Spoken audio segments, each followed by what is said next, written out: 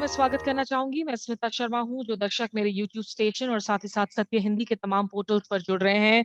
आज बात अमेरिकी चुनावों की, ये वो चुनाव हैं 3 नवंबर को, जिस पर पूरी दुनिया, भारत समेत पूरी दुनिया की नज़रें टिकी हुई हैं और इस वक़्त अलग-अलग तरह के रिपोर्ट्स आ रहे हैं। लगातार जो वहाँ राष्ट्रीय सर्वेक्षण चल रहे हैं, उन्होंने बताया हुआ है कि जो डेमोक्रेट पार्टी के उम्मीदवार हैं, पूर्व उपराष्ट्रपति हैं जो बाइडेन, काफ़ी सिग्निफिकेंट लीड मिली हुई है उनको इस वक़्त राष्ट्रपति डोनाल्ड ट्रम्प के ऊपर। लेकिन पिछले 48 घंटों में लग रहा है कि मानो ये और कांटे की जो है टक्कर होते जा रही है। इस बीच काफ़ी सारे ऐसे रिपोर्ट्स भी आ रहे हैं जिसमें कहा जा रहा है कि हिंसा की आशंकाएँ जताई जा रही हैं चुनावों के दिन में। तमाम मुद्दों पर बातचीत करने के लिए भारत यूएस संबंधों को हम कैसे देखें, डोनाल्ड ट्रंप के इस उनके एडमिनिस्ट्रेशन में जो है इन रिश्तों में आखिर क्या कुछ बदलाव आए, इस पर बातचीत करने के लिए मेरे साथ खास मेहमान मौजूद हैं। जयंत जयपांडा, आप बीजेपी के नेशनल वाइस प्रेज़िडेंट हैं। और साथ ही 4 बार सांसद रह चुके हैं। अनंता एस्पिन सेंटर के one of the founding trustees हैं और 2001 में जो भारत अमेरिकी सांसदों के लिए फोरम का निर्माण हुआ था, उसके 15 साल तक चेयरमैन भी रह चुके हैं। बहुत शुक्रिया आपका जयपांडा हमारे साथ जुड़ने के लिए। नमस्कार। शुरुआत अगर मैं कर सकूँ, संबंधों की तो बात करेंगे ही हम, लेकिन इस वक़्त इन चुनावों से जो है, क्योंकि ज़ाहिर-सी बात है चुनाव कैसे होते हैं, भारी मतदान हो रहा है, ऐसा लग रहा है one of the heaviest electoral turnouts हो रहा है। लेकिन जो हिंसा की रिपोर्ट्स आ रही हैं, व्हाइट हाउस को लॉकडाउन करने की बात की जा रही है, इस इन सब रिपोर्ट से क्या ये चिंताजनक है जब दुनिया के सबसे पुराने लोकतंत्र में इस तरह की खबरें आएँ तो? बिल्कुल, लेकिन पहले मैं स्पष्ट करना चाहूँगा कि अमेरिका में कौन राष्ट्रपति बनेंगे, वो उन्हीं के वोटर्स पर निर्भर करता है और हम भारत में ख़ास करके जो हम गवर्निंग पार्टी में हैं, भारतीय जनता पार्टी में, हम इस पर एक न्यूट्रल व्यू लेते हैं कि हुँ, जो भी वहाँ शासन में आएँगे, हम उनके साथ दोस्ती रखेंगे, हम उनके साथ जो भारत और अमेरिका के एक स्ट्रैटेजिक रिलेशनशिप धीरे-धीरे पिछले 20 साल से बन चुका है, वाजपेयी जी के प्राइम मिनिस्टरशिप से लेकर अभी मोदी जी के नेतृत्व में, तो उसको हम जारी रखेंगे। ये हुँ, मैं पहले से क्लैरिफ़ाई करना चाहता था। वो कहने के बाद जो आप कह रहे हैं ये बिल्कुल सही है कि it's a very fraught and tense atmosphere हुँ, अमेरिका में। प्रेसिडेंट ट्रम्प कई सारे उनके जो एस्टैब्लिश्ड सिस्टम्स थे उसको चैलेंज किए हैं। खास करके सिर्फ केवल डोमेस्टिकली नहीं, फॉरेन पॉलिसी को भी लेकर भी चाइना को उन्होंने इन क्लियर टर्म्स ही हैज़ चैलेंज्ड देम हुँ, और भारत के साथ मिलकर बहुत कुछ हमारी जो relationship, it's a bipartisan relationship, वहाँ डेमोक्रेटिक प्रेसिडेंट हो, रिपब्लिकन हो और यहाँ भी हमारे साथ मिलकर जो आगे ले रहे हैं, ये काफ़ी सख्त बन चुका है, खास करके पिछले कुछ सालों में। हुँ, तो ये जो माहौल है, ये हिंसा का माहौल बहुत चिंताजनक है। हुँ, पिछले बार भी हुआ था जब राष्ट्रपति ट्रम्प जीते थे, हुँ, कुछ 2-4 दिन के लिए वहाँ वॉशिंगटन डीसी के सड़कों में ऐसे दंगे हुए थे हुँ, और अभी कोविड के समय पे पिछले 6-8 महीने में अगर हम देखें, तो अमेरिका में बहुत सारे शहरों में खास करके ऐसे दंगे हुए हैं हुँ, और ये चिंताजनक है। हम इसको देखना चाहिए और जैसे कि आप कह रहे थे इस बार वोटिंग काफ़ी टाइट है, लेकिन इस पर हुँ, मैं 2 बात कहना चाहूँगा। हुँ, पिछले बार भी जो ओपिनियन पोल्स थे, वो ज़्यादातर सब गलत थे। वो बता रहे थे कि डेमोक्रेटिक कैंडिडेट जीतेंगे लेकिन ट्रम्प जीत गए। इस हुँ, बार भी उस तरह का उनका ओपिनियन पोल्स कह रहे हैं कि ट्रम्प पीछे हैं। हुँ, लेकिन ये भी कहा जा रहा है कि बहुत सारे हैं जो साइलेंट ट्रम्प वोटर्स, हुँ, जो उनको वो बताते नहीं पोलस्टर्स को क्योंकि वो महसूस करते हैं कि वहाँ के मीडिया में कुछ बायस है, और वो वोटिंग डे पर ही पता चलेगा। हुँ, और ये जो हिंसा के आशंका को लेकर बहुत हुँ, सारे करीब 9 करोड़ अमेरिकन वोट दे चुके हैं। ये राइट, काफ़ी हाई नंबर है क्योंकि पिछले बार का अगर आप कंपेयर करें, तो um, this is 2/3 of the entire voting of last time. Um, और फिर एक और फाइनल मामला है कि इस हुँ, बार बहुत सारे जो पोस्टल वोटिंग किए हैं, हुँ, वो शायद उसी दिन वोटिंग का दिन 3 तारीख को उसका रिजल्ट्स निकलेगा, नहीं निकलेगा, इसको इसको लेकर भी बहुत कंट्रोवर्सी है। हुँ। तो the whole situation is something that the whole world is watching. जैसा आपने कहा कि वहाँ पे अभी जो राष्ट्रपति हैं, उनके साथ भारत की जो हमेशा कंसिस्टेंट नीति रही है कि आप बाइपार्टिज़न सपोर्ट में आप बाईपार्टिसन सपोर्ट रहा है, जो अमेरिकी संसद की जो आप हाउस ऑफ रिप्रेजेंटेटिव्स की बात करें, सेनेट की बात करें और साथ ही कोई भी पार्टी रहे सत्तारूढ़, लेकिन वो एक क्लिंटन के दौर से हम लगातार देख रहे हैं कि इस बाईपार्टिसन सपोर्ट में इंक्रीज़ आता रहा है। बावजूद इसके क्या ऐसा एक संदेशा नहीं गया इस दफ़ा कि प्रधानमंत्री मोदी ने डोनाल्ड ट्रम्प को ज़्यादा सपोर्ट दिया, the political endorsement of Donald Trump in a way, वो ह्यूस्टन में हो या अहमदाबाद में हो, और यहाँ तक कि इनफैक्ट रिपब्लिकन्स ने प्रधानमंत्री मोदी के फोटोज और पिक्चर्स का इस्तेमाल भी किया अपने कैंपेन में वहाँ की डायस्पोरा को अपील करने के लिए। तो did India invest too much in the Trump basket? No, I don't think so at all.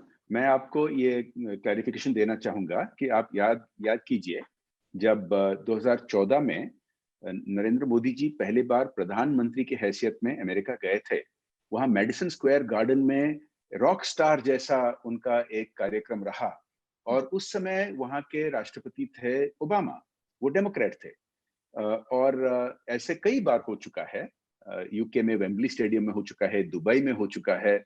Modi ji तो एक ग्लोबल रॉक स्टार है पॉलिटिकल फर्मामेंट में। हुँ, और इस बार जो आप कह रहे थे कि ह्यूस्टन में और यहाँ अहमदाबाद में, ये it is coincidental that president Trump is the president. आप याद रखिए कि ह्यूस्टन में वहां कुछ, मेरे जो याद है, कुछ 25-30 अमेरिकन पॉलिटिकल लीडर्स स्टेज पर थे, हुँ, और दोनों पार्टीज के। हुँ, तो ये तो हम तय नहीं कर पाएंगे कि जब मोदी जी जाए वहां वहां राष्ट्रपति कौन रहे। तो हुँ, ये जो शो था, it was a show of strength of two aspects. Um, one is India US relationship, um, और दूसरी बात ये था कि हमारे जो प्रवासी भारतीय हैं, जो हमारा डायस्पोरा है, हुँ, उनका ताकत, क्योंकि खास करके यूएस में Indian diaspora has become the most affluent part of hmm, society. वो हुँ, पॉलिटिकली भी उनका बहुत महत्व रहता है। बहुत सारे सेकंड जनरेशन इंडियंस वहां सब स्टाफर्स बने हुए हैं, दोनों पार्टीज के नेताओं के। और हुँ, पिछले कुछ सालों में से वहाँ जो प्रवासी भारतीय हैं, जो अमेरिकन हैं, वो खुद अपने स्ट्रेंथ पे नेता बन रहे हैं। कई इलेक्ट हो चुके हैं कांग्रेस को, सेनेट को। तो हुँ, ये हमें बाईपार्टीसन ही देखना चाहिए। हुँ, और एक बात भी हम याद रखना चाहिए कि वहाँ जो इंडियंस है, वो हुँ, किसी एक पार्टी के साथ नहीं है। एक ट्रेडिशनली थे कि ज्यादातर वहाँ के जो प्रवासी वो डेमोक्रेटिक पार्टी को वोट कर रहे थे, हुँ, लेकिन रिसेंटली देखा जा रहा है कि कई उनमें से quite a big percentage are now shifting to the Republican side. Um, तो ये उनका लोकल पॉलिटिक्स लेकर है। तो we want a very good relationship with US, um. and whoever comes to government there, we will work with them. But there is no getting away with it that in recent years, under President Trump and under Modi ji, there hmm. has been a lot of excitement. लेकिन ये जो आपने कहा और ये figures हैं, जैसे इस दफ़ा कहा जा रहा है पिछली बार लगभग 75% जो है इंडियन डायस्पोरा के लोग हिलेरी क्लिंटन के साथ थे, इस दफ़ा लगभग 66% जो बाइडेन के साथ हैं। तो 8-9% एक वोट शिफ्ट ज़रूर हुआ है। लेकिन ट्रेडिशनली ऐसी क्या वजह रही? एज़ एन अंडरस्टैंडिंग जो आपकी फॉरेन पॉलिसी की अंडरस्टैंडिंग है, कि जो इंडो अमेरिकन्स हैं वो ट्रेडिशनली परंपरागत रूप से डेमोक्रेट्स के साथ ज़्यादातर खड़े रहे? तो मैं ये कहूंगा कि पहले जो डेमोग्राफिक्स था हमारे प्रवासी भारतीयों का यूएस में, वो इमिग्रेंट्स थे। उनमें से कई लोअर लेवल इमिग्रेंट्स थे, जैसे कि वो टैक्सी चलाते थे और कुछ वैसे ब्लू कॉलर काम करते थे। लेकिन पिछले खास करके 3 या 4 दशकों में बहुत सारे इंडियंस वहाँ कॉर्पोरेट सीईओज बन चुके हैं। बहुत इंजीनियर्स, डॉक्टर्स और सिलिकॉन वैली में एंटरप्रेन्योर्स जो बिलियनर्स बन चुके हैं। प्रोफाइल बदलता जा रहा है, और हुँ, जैसे कि कोई एक कम्युनिटी, वो उनके ज्यादा स्टेक्स बनते हैं उस सिस्टम में, उनके ज्यादा एफ्लुएंस बढ़ता है, तो उनका political views also keep changing. तो हुँ, आपने जो कहा कि कुछ फीसदी भारतीय प्रवासियों के वहां शिफ्ट हुआ है इन दोनों पार्टीज के बीच में, इसमें थोड़ा एक्यूरेसी अभी मैं वेट करके देखना चाहूंगा इलेक्शन के बाद ये कैसे निकलेगा। क्योंकि um, if you compare with other groups also, um, there are some quite stunning developments. आप हुँ, देखिए, नॉर्मली अफ्रीकन अमेरिकन कम्युनिटी जो है यूएस में, वो ज्यादातर डेमोक्रेट्स को वोट देते हैं। हुँ, नाउ पिछले बार भी उनमें से ट्रम्प के लिए कुछ 7 या 8% वोट दिए थे। हम्म। लेकिन इस बार ऐसे कई ओपिनियन पोल्स हैं जो कह रहे हैं कि अफ्रीकन अमेरिकन कम्युनिटी 30% से ज्यादा डोनाल्ड ट्रंप को वोट देंगे। हम्म। वैसे अगर आप लैटिनो वोट देखें हम्म। तो अभी रिसेंटली एक आर्टिकल मैंने पढ़ा कि लैटिनोस जो नॉर्मली डेमोक्रेट को वोट देते हैं, हम्म। उनमें से quite a large percentage is shifting to the Republican side.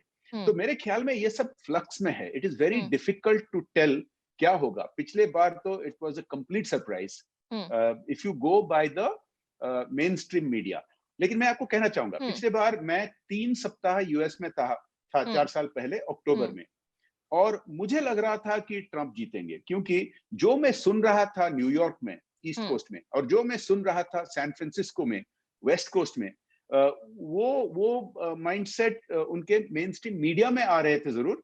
हम्म। लेकिन मैं 5 साल पढ़ा था मिडवेस्ट में और हम्म। मिशिगन में, टेक्सास में, विस्कॉन्सिन में, मैं जिससे भी बात किया उस टाइम स्पष्ट लग रहा था कि ट्रंप जीतेंगे। तो हम्म। ये एक डिस्कनेक्ट है, उनके मीडिया क्या प्रमोट कर रहे हैं, क्या रिपोर्ट कर रहे हैं, उनके ओपिनियन पोल्स में कुछ साइलेंट वोटर्स शायद उनके मत नहीं बता रहे हैं, हम्म। और एक्चुअल रिजल्ट क्या होगा इसमें कभी कभी अंतर होता है। लेकिन जो ओपिनियन पोल्स पर हमें मुझे लगता है कि एक ये बात भी याद रखना चाहिए कि दरअसल जो पॉपुलर वोट्स की सर्वेक्षण वगैरह थी, उसमें दे वर क्वाइट एक्यूरेट। जो इलेक्टोरल कॉलेज का हिसाब किताब था उसमें गड़बड़ा गए थे। पॉपुलर वोट्स में तो ये कहा गया था कि भाई हिलरी क्लिंटन आगे हैं और काफी लाख वोटों से वो आगे थी भी। इस वक्त देखिए, आप मैं इस पर कहूंगा, अगर आपके सिलेबस में है अलजेब्रा और हम्म। आप ट्रिग्नोमेट्री में 100 स्कोर करें, तो इसका कोई मतलब नहीं होता है। उनका चलिए दैट्स अ उनका उनका सिस्टम है स्टेट वाइज, हुँ, उनका सिस्टम है इलेक्टोरल कॉलेज। हुँ। तो उसका जो ओपिनियन पोल्स पिछले बार भी और इस बार भी, उसमें काफी थोड़ा कुछ कंफ्यूजन है। एक बहुत इंटरेस्टिंग चैट कर रहे थे हम पिछले दिनों ही कुछ संवाददाताओं के साथ में और उसमें कुछ लोगों की ओपिनियन थी कि ये जो इलेक्टोरल कॉलेज का सिस्टम है अमेरिका के लिए, मतलब हम जो भारत अमेरिका की बात करते हैं, 2 बड़े लोकतांत्रिक ताकतों की बात करते हैं, हमारा इंडिया का जो इलेक्शन सिस्टम है वो इतना अलग है और वो इवॉल्व भी लगातार हुआ है। क्या इलेक्टोरल कॉलेज सिस्टम अपने आप में उसको लेकर एक रीथिंकिंग हो रही है अमेरिका के अंदर? क्या उसको लेकर आपको आवाज़ें मिलती हैं कि शायद वो रिडंडेंट हो गया है या उसे अब नहीं होना चाहिए? अगर आप अमेरिका के पॉपुलर मीडिया पढ़ें, मेन स्ट्रीम मीडिया, आपको यही लगेगा जो आपने कहा।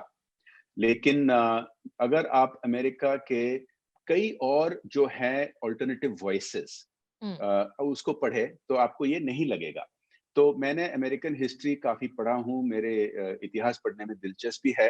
हुँ, और द बैकग्राउंड दैट एग्जिस्टेड, जिसके वजह से इलेक्टोरल कॉलेज बना गया, उसका बहुत सारे कारणे थे, और वो it was very well justified if you read the debates and discussions. Hmm, now whether it is outdated or not, it is a decision for the American people. We should not comment on it.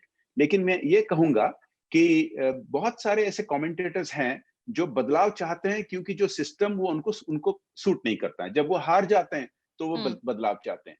जब हुँ, वो जीतते हैं, जैसे हमारे India में ऐसा होता है कि सुप्रीम कोर्ट का डिसीजन किन लोगों को अगर सूट करता है, तो वो कहते हैं Supreme Court is the last bastion of um, institutions in India. Um, अगर सुप्रीम कोर्ट का डिसीजन उनको सूट नहीं करता है, तो वो क्रिटिसाइज करने लग जाते हैं। ऐसे हुँ, अमेरिका में भी बहुत सारे लोग हैं। तो हुँ, इस पर I don't think we should get carried away. उनका सिस्टम जो है सो है। तो उनका अगर वो मेजोरिटी जीत पाएंगे, जो हुँ। चाहते हैं सिस्टम को बदलने के लिए, वो बदलाएंगे। नहीं तो अभी बदलने वाला नहीं। अच्छा, एक और आपने जो कहा इसके पहले ज़िक्र किया कि डेमोग्राफिक चेंज हुआ है, जो इंडियन इमिग्रेंट्स हैं, साउथ एशियन इमिग्रेंट्स हैं उनका और ईस्ट कोस्ट और वेस्ट कोस्ट के बीच में भी काफ़ी डिफरेंसेस नज़र आते हैं अप्रोच टू इलेक्शंस को। लेकिन ये जो ओवरसीज़ फ्रेंड्स ऑफ बीजेपी हैं, आपकी पार्टी है, उनकी तरफ से कोई सिग्नलिंग गया है कि ये सपोर्ट रिपब्लिकन्स की ओर होना चाहिए? क्योंकि इस तरह की भी बातें चर्चाएँ लगातार की जा रही हैं और ये अपने आप में प्रॉब्लमैटिक भी हो सकता है क्या? क्योंकि अभी तक जो इंडियन प्रोफाइल जो राइज़ हमें देखने को मिलता है अनलाइक द जूविश लॉबी जो वहाँ की पॉलिटिक्स में बहुत ज़्यादा जो है डीपली इन्ग्रेन्ड है। आप अगर इंडियन अमेरिकन्स की बात करें तो ये हमेशा से फीलिंग रहा है कि Indian Americans have never divided loyalties in America और they have always been Americans first in a way, the ones who had voter rights. तो क्या ये एक प्रॉब्लमैटिक संकेत हो सकता है अगर वो लोग ज़्यादा पॉलिटिकली एक्टिव हो वहाँ? नहीं, मैं फिर से एम्फसाइज करना चाहूंगा कि हमारे भारत के अगर प्रशासन हो या भारतीय जनता पार्टी हो, वो कोई अन्य देश के पॉलिटिक्स कैसे होना चाहिए उसको हम इन्फ्लुएंस करना नहीं चाहेंगे। हम ज़रूर चाहेंगे भारत के जो इंटरेस्ट्स हैं, हमारे जो नेशनल इंटरेस्ट उसको लेके हम ज़रूर वहाँ रखेंगे, लेकिन उनके डोमेस्टिक पॉलिटिक्स में हम वो रोल नहीं प्ले करेंगे।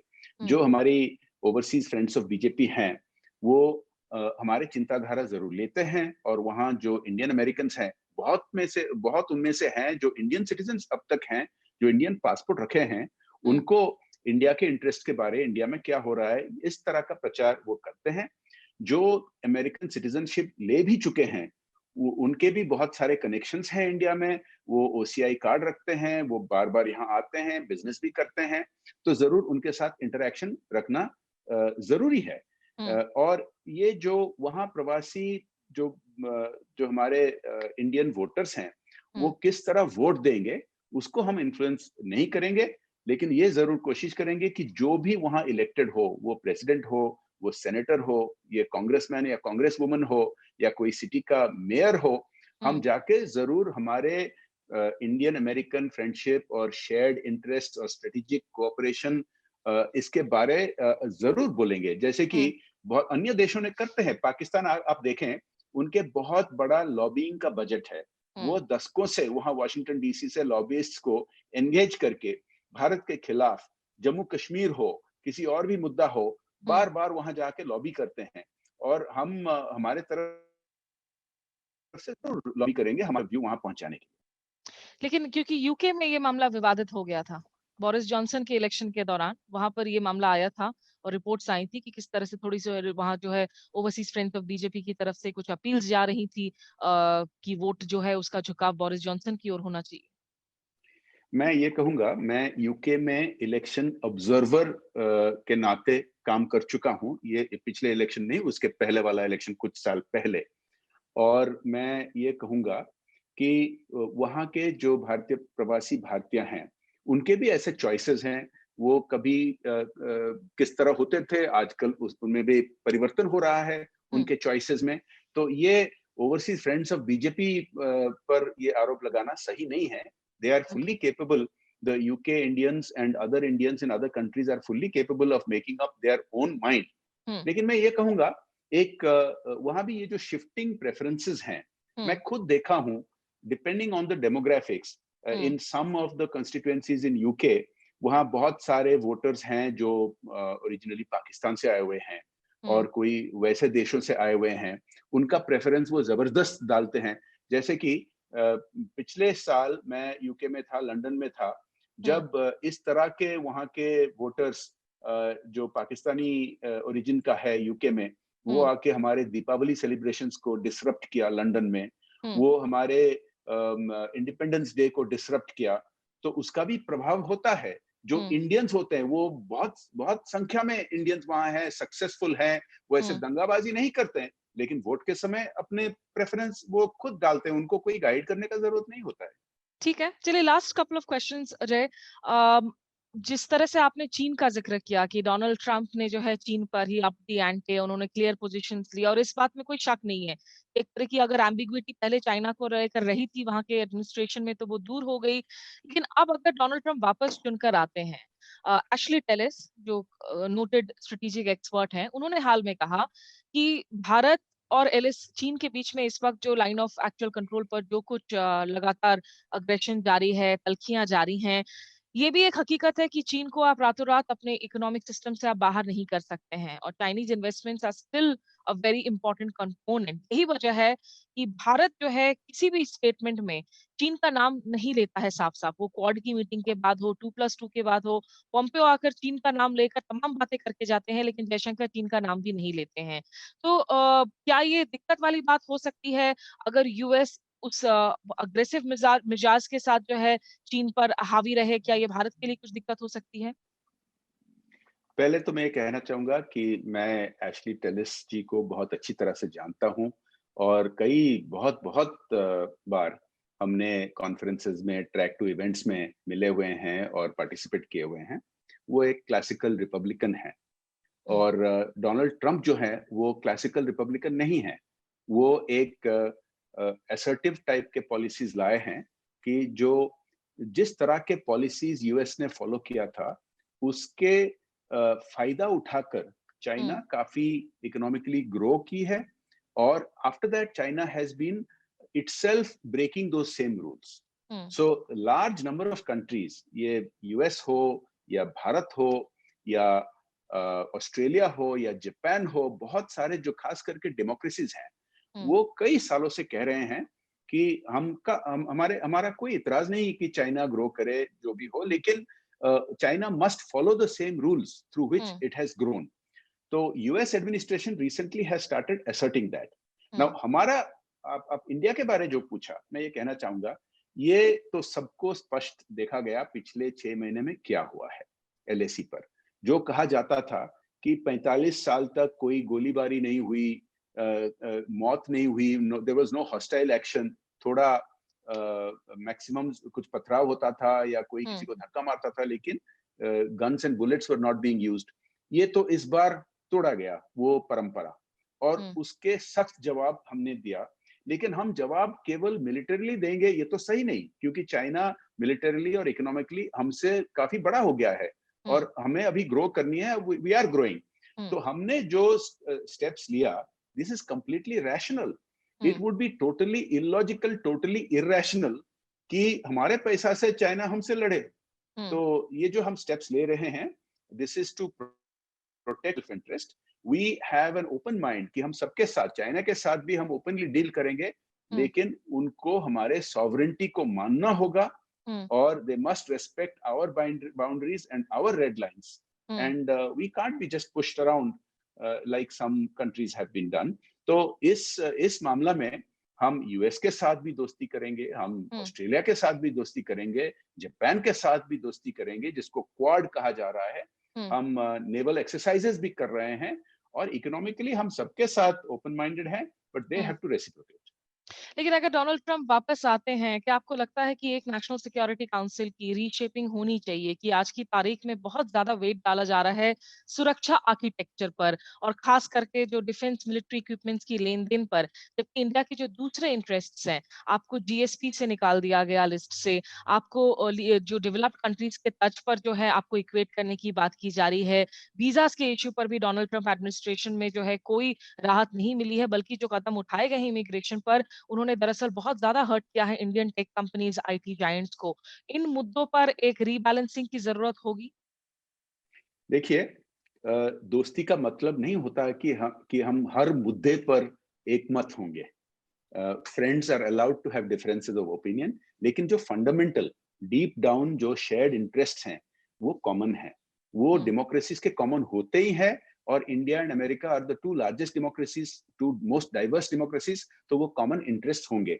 आप सिर्फ एक कॉइन के एक साइड बताए, दूसरे साइड नहीं बताए. हमारे जो मिलिट्री कैपेबिलिटीज अब है, वो हम यूएस के साथ दोस्ती रख के कई फायदा इंडिया को भी आया हुआ है, जैसे कि C-130 हरक्यूलिस ट्रांसपोर्ट एयरक्राफ्ट, और बहुत सारे ऐसे एग्जांपल्स मैं दे सकूंगा. और यूएस ने जो कदम लिया था कुछ 10-15 साल पहले, कि वो न्यूक्लियर क्लब से हम एक्सक्लूड हो गए थे, जो सिविल न्यूक्लियर डील हुआ था, यूएस के साथ होने के नाते बहुत सारे हमें और जो कोलैटरल बेनिफिट्स भी मिले हैं. तो US investment in India, Indian investment in US, these are all factors to be kept in mind. तो आप जो कह रहे थे, देखिए ये तो सही है कि हम धीरे धीरे डेवलप हो रहे हैं.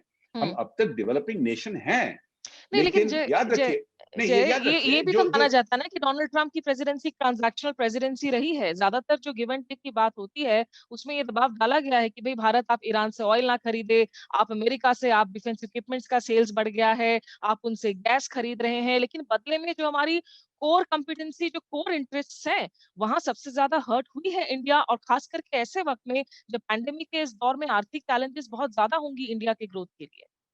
मैं फिर दोबारा कहूंगा कि ऐसा कोई दो दोस्त नहीं है जिनमें कोई मतभेद नहीं होता है. हुँ, लेकिन आप फिर एक साइड के उदाहरण देते हैं. मैं बहुत सारे उदाहरण दे सकूंगा जिसमें यूएस एंड इंडिया मिलकर काम किए हैं, हुँ, टेररिज्म के खिलाफ हुँ, मिलकर काम किए हैं. पाकिस्तान में जो हो रहा है, हमारे इंटेलिजेंस शेयरिंग के वजह से बहुत सारे हमारे बेनिफिट्स हैं. हुँ, ऐसे बहुत सारे मैं उदाहरण दे सकूंगा.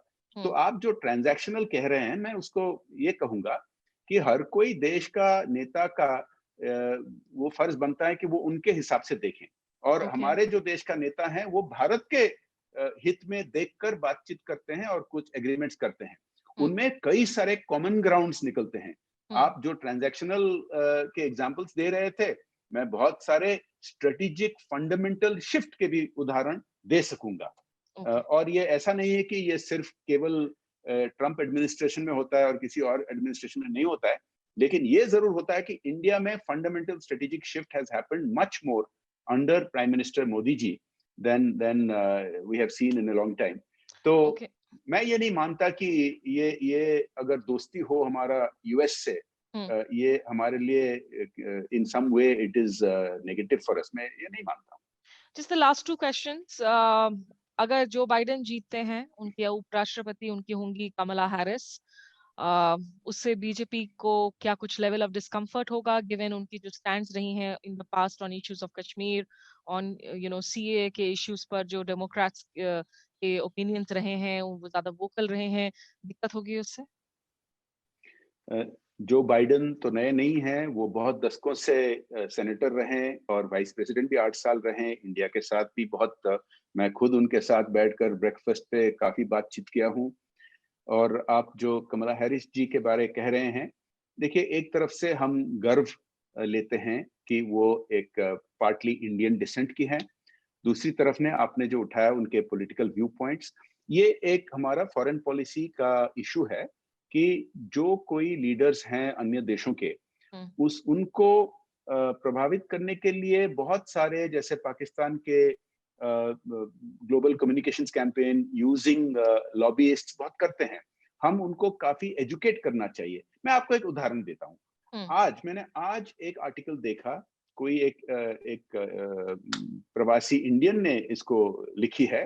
वो हमारे खिलाफ, इंडिया के खिलाफ, बीजेपी गवर्नमेंट के खिलाफ लिखे हैं, और उसमें फैक्चुअली इतने गलत हैं कि वो हुँ, कहा है कि CAA remove citizenship for Indian Muslims. इस तरह के गलत फहमी बहुत हैं वहां, और हमको जाके रीच आउट करके उनको क्लैरिफाई करना पड़ेगा। हुँ। वो जो कोई भी हो, वो पार्टली इंडियन ओरिजिन हो या ना हो, उनको भी कन्विंस करना पड़ेगा। क्या आपको लग रहा है कमला हैरिस भी मिसकम्युनिकेशन का शिकार हैं? क्या उनको नहीं, भी नहीं, नहीं, वो आपने जो कहा कि हुँ, कई व्यूज़ बहुत सारे लीडर्स रखे हैं कश्मीर पर, हुँ, बहुत सारे गलतफ़हमी, बहुत सारे भ्रम भी फैला जाते हैं जम्मू कश्मीर के बारे, ये आपको पता है, ये हम बहुत सारे वहाँ के मेनस्ट्रीम मीडिया में देखते हैं। हुँ। जबकि Jammu Kashmir joined India by the same system of instrument of accession that hundreds of other princely states joined India or Pakistan or today in Bangladesh। तो पर ये कभी वहाँ कहा नहीं जाता है। पर आप कह रहे हैं कि जब ये पॉलिटिकल जो डिफरेंसेस हैं, ये असहजता नहीं पैदा करेंगी अगर कल जो बाइडेन और कमला हैरिस की टीम आती हैं और उनके हाथ में होती है सत्ता की I बागडोर? don't see any fundamental difference of opinion hmm, between India and US. There okay. will be some differences of perception hmm, between different politicians of different parties hmm, in US.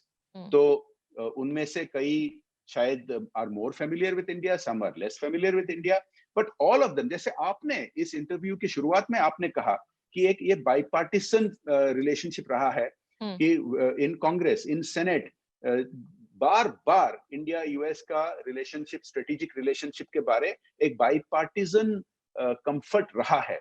हुँ। उसका मतलब नहीं है कि unanimously हम सब support करते हैं, कुछ लोगों को पाकिस्तान जाके प्रभावित करता है कांग्रेस लेवल में या लॉबीइस्ट लेवल में। हम जी। उसको काउंटर करना पड़ेगा हमें। चलिए एक आखिरी सवाल आपने जैसे ज़िक्र किया कि आपने 5 साल का वक़्त खुद गुज़ारा भी था। मिडवेस्ट की अगर हम बात करें इंडस्ट्रियल मिडवेस्ट अमेरिका की, इसमें ख़ास करके वो राज्य थे जिनको दरअसल डोनाल्ड ट्रंप ने लास्ट ईयर हिलेरी क्लिंटन से जीतने में वो कामयाब हो गए थे। इस दफ़ा आपको क्या लग रहा है बैटल ग्राउंड स्टेट्स की तो सब बात कर रहे हैं। आपके अंदर का एनालिस्ट क्या कह रहा है? रिज़ल्ट्स क्या किसी 1 या 2 स्टेट पर निर्भर होंगी? अ, पहले तो मैं कहूँगा कि मैं 5 नहीं, यूएस में करीबन 10 साल रहा था। हाँ, 5 साल केवल मिडवेस्ट में रहा था, जहाँ मैं पढ़ा था मिशिगन में। मैं इस बार कुछ कहना नहीं चाहूँगा, 2 कारणों के बजाय। पिछले बार 2016 में, जैसे कि मैंने आपको कहा था, मैं जाके वहाँ 3 हुँ, सप्ताह जाके लेक्चर टूर में था और हुँ, पूरे यूएस में कोस्ट टू कोस्ट गया था और फीडबैक हुँ, मिला था मुझे। इस बार वो फीडबैक मुझे नहीं है। और मुझे कहना भी ये ठीक नहीं as a vice president of BJP कि who should win, who should not win, who is likely to win. लेकिन मैं ये जरूर कहूंगा कि एक बात मैं देख रहा हूं कि जो ओपिनियन पोल्स पिछले बार भी कहे थे कि इस तरह का एक इलेक्शन रिजल्ट होगा, इस बार भी वो वही कह रहे हैं। शायद इस बार वो सही हो या गलत हो, अभी 1-2 दिन में पता चल जाएगा। चलिए, हाथ कंगन को आरसी किया, पढ़े लिखे को फारसी किया। और 2016 में मैं भी वहाँ पर थी, इलेक्शन के बाद हमने देखा भी था, वहाँ पे प्रोटेस्ट वगैरह ज़रूर हुए थे, लेकिन इस दफ़ा जो हिंसा की बात की जा रही है, इंटरनेशनल जो क्राइसिस ग्रुप है आईसीजी, जो मॉनिटर करता है अनस्टेबल ज़ोन्स में, उन्होंने भी 30 पन्नों का एक रिपोर्ट जारी करके कहा है कि इस बार जो है बहुत ज़्यादा बिटर पोलराइजिंग इलेक्शंस हैं और हिंसा की ये जो तमाम थ्रेट परसेप्शंस हैं वो रियल है। उम्मीद यही करेंगे कि America can stay calm, breathe and vote as much as possible. बहुत शुक्रिया आपका विजयेंद्र पांडा हमारे साथ जुड़ने के लिए इस चर्चा में। धन्यवाद। सत्य हिंदी के और वीडियोस को देखने के लिए हमारे YouTube चैनल को सब्सक्राइब करें और सीधे नोटिफिकेशन पाने के लिए बेल आइकन दबाएं।